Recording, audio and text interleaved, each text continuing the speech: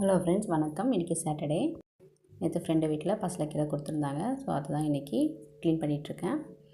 வெண்டைக்காய் போட்டு புளிக்குழம்பு ரெடி பண்ணிகிட்ருக்கேன்.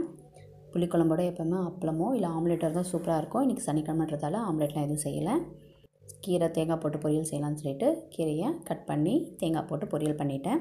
என்னோடய லஞ்ச் பார்த்திங்கன்னா வெண்டைக்காய் காரக்குழம்பு, கூடவே கீரை பொரியல், தயிர். லஞ்ச் ஒர்க்கில் முடித்த பிறகு வெசல்ஸ்லாம் வாஷ் பண்ணணும்.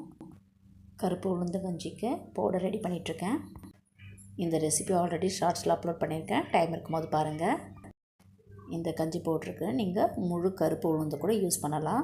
எல்லா ஒர்க்கும் முடிஞ்ச பிறகு அந்தந்த பொருளை அந்தந்த இடத்துல ஆர்கனைஸ் பண்ணி வச்சுட்டு பாத்திரம்லாம் கழுவி கிச்சனையும் க்ளீன் பண்ணிட்டேன். தேங்க்யூ.